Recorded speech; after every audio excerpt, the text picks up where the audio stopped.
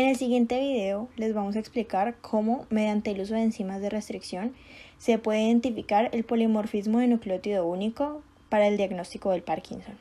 Para ponernos en contexto, primero debemos saber qué es el Parkinson. La enfermedad del Parkinson es un trastorno neurodegenerativo multisistémico. Los trastornos neurodegenerativos multisistémicos habitualmente empeoran con el tiempo o no tienen cura. La principal característica de estos es que las células del sistema nervioso central dejan de funcionar o mueren. El sustrato neuropatológico es la degeneración de las neuronas dopaminergénicas de la sustancia negra. Como su nombre lo indica, las neuronas dopaminergénicas son las encargadas de la producción de dopamina en el cuerpo. Como muchos sabemos, esta enfermedad no cuenta con una prueba específica para su diagnóstico. Tan solo se basa en revisión de signos, síntomas e historia clínica del paciente. Por lo tanto, se hace necesario el desarrollo de pruebas moleculares que permitan el diagnóstico de esta enfermedad. En nuestro caso, requerimos plantear una metodología incluyendo enzimas de restricción. La enfermedad del Parkinson se asocia a la mutación C212Y en la proteína Parkin, debido a una alteración de nucleótidos en el gen PARK2. Parkin codifica para una ligasa de ubiquitina E3, que participa en mecanismos de degradación proteica, lo que afecta a las neuronas y produce la neurodegeneración. C212Y indica la posición de la mutación en la proteína. Esta mutación consiste en que el aminoácido número 212 se ubica regularmente una cisteína, pero en el caso de la mutación se cambia por una tirosina. Esta deleción es codificada por un cambio en el codón donde en el lugar de una guanina hay una adenina. El objetivo que tenemos para este caso consiste en diseñar una metodología correcta para el diagnóstico del Parkinson, mediante la identificación de la mutación utilizando enzimas de restricción. Enzimas de restricción son endonucleasas de origen bacteriano que cortan los enlaces fosfodiéster del ADN en una secuencia específica denominada secuencia diana. Existen tres tipos de enzimas de restricción. La tipo 1, que reconoce una secuencia específica de nucleótidos y hacen un corte aleatorio en las dobles cadenas de cualquier secuencia de ADN. Y la tipo 3, que es una enzima que reconoce una secuencia específica y corta el ADN de doble cadena fuera de la secuencia diana. Y la tipo 2, la cual usaremos para nuestro procedimiento debido a que son enzimas que reconocen secuencias específicas y hacen el corte de la doble cadena de ADN en el mismo sitio de reconocimiento. Estas enzimas solo tienen actividad de restricción o de metilación y son utilizadas en ingeniería genética, ya que cortan el ADN en secuencias específicas reconocidas, requieren de magnesio como cofactor y no requieren de ADN. Las secuencias de reconocimiento de estas enzimas son palindrómicas, es decir, son secuencias que se leen igual en las dos cadenas de ADN. Tipos de cortes. Cohesivo. La enzima corta la cadena de ADN entre nucleótidos localizados en la posición diferente respecto al eje. Generan extremos monocatenarios, lo que facilita la interacción con otro fragmento. Tipo Romo. Corta en ambas cadenas de ADN sobre un mismo eje. La metodología para seguir será la técnica llamada PCR, RFLP, reacción en cadenas de la polimerasa con análisis del polimorfismo de los fragmentos de restricción. RFLP consiste en la combinación de dos métodos. Se realizará amplificación por PCR del gen a estudiar. Posterior, se realizará la digestión del producto amplificando con enzimas de restricción con el fin de ver los fragmentos de restricción del gen. ¿Por qué usar enzimas de restricción? Las enzimas de restricción son particularmente importantes por su empleo experimental en la biología molecular, porque al ser una enzima que reconoce los sitios específicos en el ADN, esta técnica se vuelve muy necesaria ya que la variación se da en un solo nucleótido y al ser este tan pequeño no es posible detectar solo por PCR. El primer paso consiste en la extracción del ADN genómico, para el cual se realizaría una muestra de sangre. Después de tener nuestra muestra, se debe hacer la homogeneización para romper las uniones entre las células y así facilitar la interacción con las soluciones de lisis que ayudan a liberar el material genético. Esto se añade al Eppendorf con la solución de buffer de lisis, proteína K y ribonucleasa A y se deja reposar por 5 minutos. Luego se debe adicionar el buffer de unión y llevar a la centrífuga durante 4 minutos.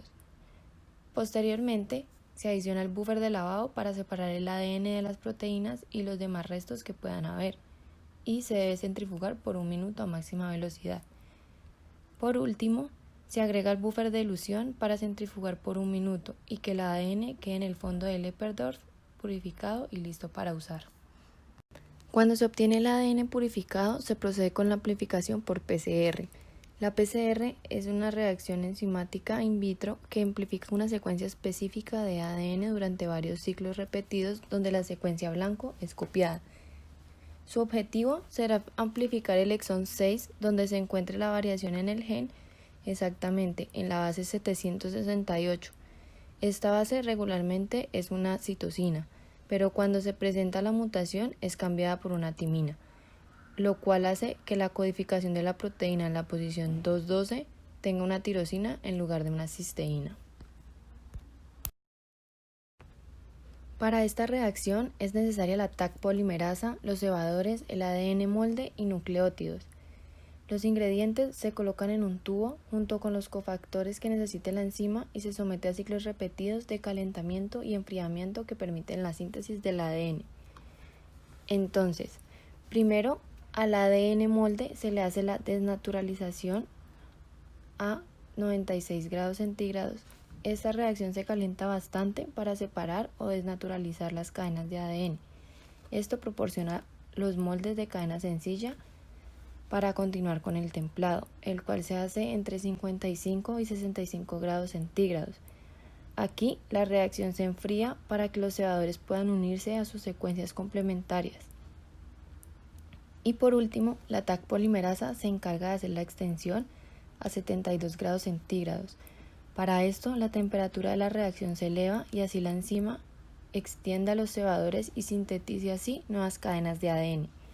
Normalmente este ciclo se repite entre 25 y 35 veces, que generalmente tarda entre 2 y 4 horas. Para esto no solo se usa el ADN original como molde, sino que cada cadena de ADN que se produce en una ronda puede servir como molde en la siguiente ronda de síntesis.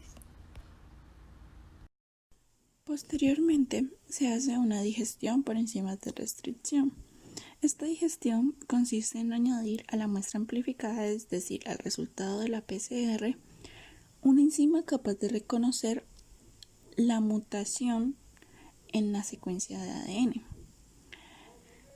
En nuestro caso, para la experimentación vamos a utilizar la enzima EcoR1. Esta enzima, por ser característica de realizar cortes cohesivos, permitirá una mayor especificidad.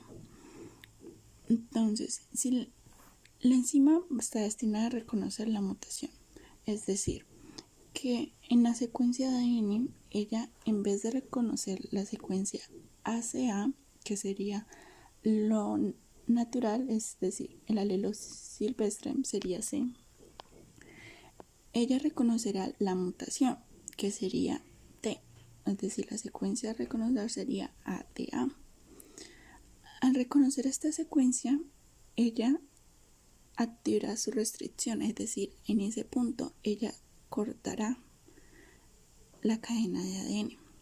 Como se puede observar, la mutación de la proteína Parkin está ocasionada por una mutación puntual, es decir, solo hay un cambio de bases en la secuencia del ADN. En la electroforesis, ¿cómo se vería este resultado? Este resultado se puede observar de la siguiente manera. En la primera columna tenemos los marcadores moleculares. En la segunda columna tendríamos la muestra de PCR, es decir, el resultado de la amplificación. Posteriormente, si es positivo la digestión por enzimas o si es negativo. Si es negativo, es decir, que la enzima no encontró la mutación, entonces la cadena nucleotídica no se va a cortar, por lo tanto tendría el mismo tamaño de pared de base, es decir, si la la amplificación por PCR nos quedó de 1000 pares de bases, entonces esta cadena va a medir la misma cantidad de pares de bases porque no se realizó ninguna interferencia. Por el contrario, si la digestión por enzimas es positiva, es decir, que reconoció la mutación, y si esta mutación se ubicara en la posición 700, es decir, la T, que es lo que va a reconocer la enzima, se ubica en la posición 700, entonces en ese punto la enzima va a realizar su corte, por lo tanto la cadena de ADN se va a dividir en dos fragmentos, uno de 700 pares de bases y el siguiente de 300. Entonces en la gel de electroforesis lo que vamos a observar van a ser dos bandas, una que va a medir las 700 pares de bases y otra que va a medir 300 pares de bases. De esta manera podemos reconocer en una electroforesis cuándo se realiza un corte y cuándo no. Como anteriormente ya lo había mencionado una de mis compañeras, la técnica de enzimas de restricción en este tipo de procesos se hace necesaria ya que la mutación está ocasionada por la variación de un solo nucleótido.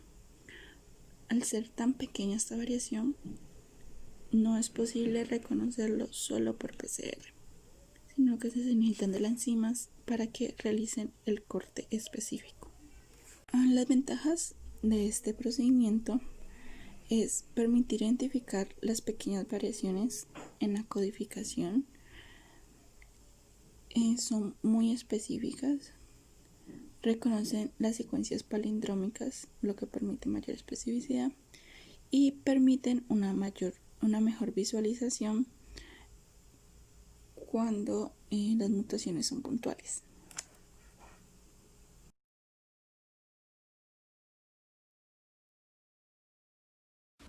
Bueno, y eso fue todo por hoy.